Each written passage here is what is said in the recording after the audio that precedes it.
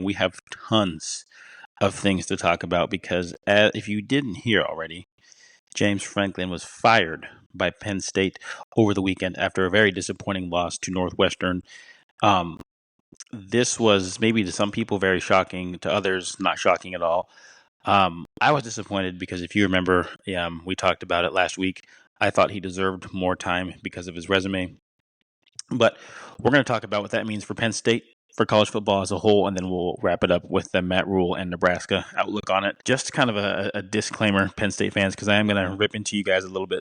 I do pull for Penn State. I have the reason for that is one of my good friends is a Penn State fan. He's got family out there, and we always talk about you guys every week during the season for like the last 10, 12 years.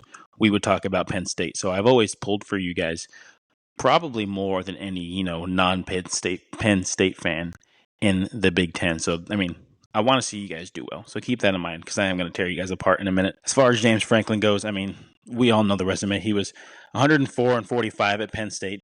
He had one Big Ten championship under his belt, one Rose Bowl win, of course, a college football playoff appearance, in which last year we all know they were in the semifinals against Notre Dame and really could have and probably should have won that game. Disappointing for them. He had, I think, 59 players drafted or 60, one of the two in his tenure there. And the most shocking thing that he got fired, I think, is he was 34-8 over the past 3 years. So there's no doubt that he is a great coach. There's no doubt that he is, I think he's been a top 10 coach, maybe even 7 or 8, in the rankings over the last 10 years. And he's fired now. And look, it's true. Penn State, they've had a hard time winning the big games over the last, basically, since post-2016 or 17.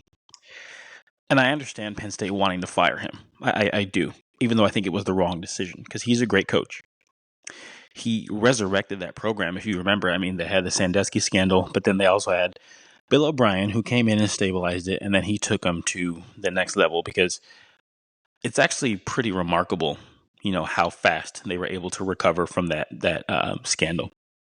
Of course, they had a bowl ban. They lost a bunch of scholarships. I mean, it seemed like everyone was abandoning that program. College football was leaving them behind.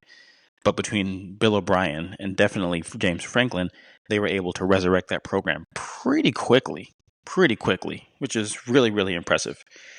Were you surprised by this move? Definitely. I feel like this was gonna be, if this is gonna happen, it was gonna be a move towards the end of the year, considering how long he's been with the team. He's been there for 12 years. So I was 100% shocked. I get that they were on like a 2-game losing streak, but like I said, been there for 12 years and they've had a ton of success with them. So I think it was a little bit uncalled for. I think he was worth going to the end of the year, not middle of the season, because they still have a whole season to play. This team could have gone places. I mean, I don't even know if they'll make a bowl game at this point, which is a realistic possibility. So this is the first main question I'm going to ask you. Do you think Penn State needs to lower their expectations? I've seen a lot of Penn State fans on podcasts say like, oh, we're a top 5 program. We need these expectations. We should be competing for championships every year. Like, they're not Ohio State. They never have been. They're not Alabama. Never have been.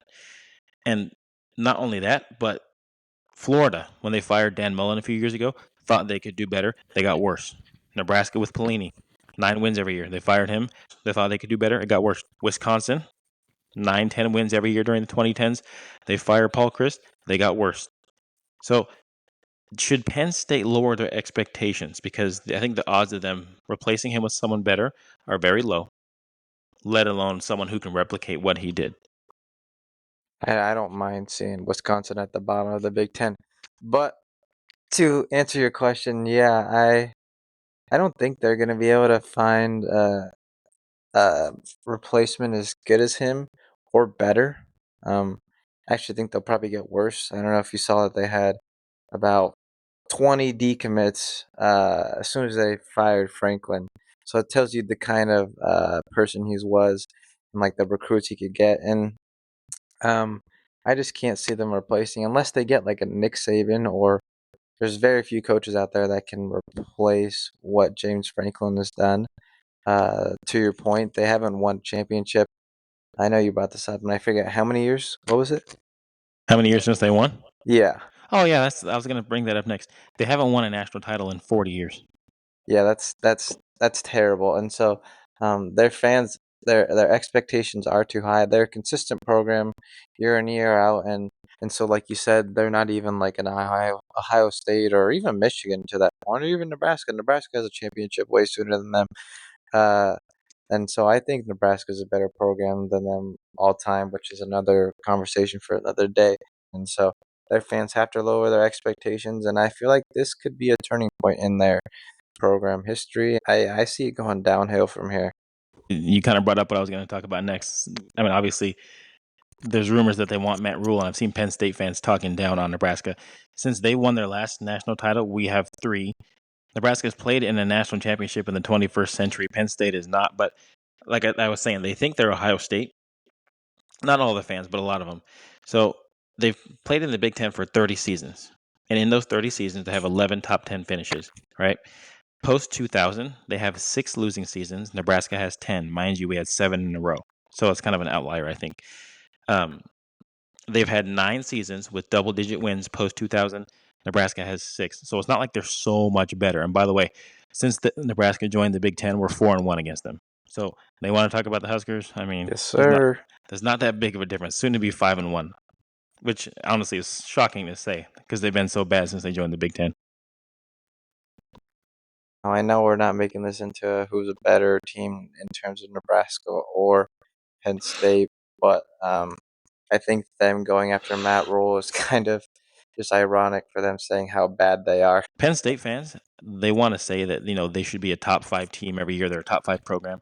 There's 5 teams in the Big Ten alone that feel the same exact way, let alone the SEC, let alone ACC, Miami, Clemson, Florida State. So I think they need to recalibrate expectations. And when you have all these teams in the same conference, Oregon, USC, Ohio State, Penn State, it's just math. Like someone is going to fall out. Someone is not going to have the season they want. Even Washington will tell you they think they should be a top 10 team. So when we combine all these teams into a conference, it's just going to be a mess.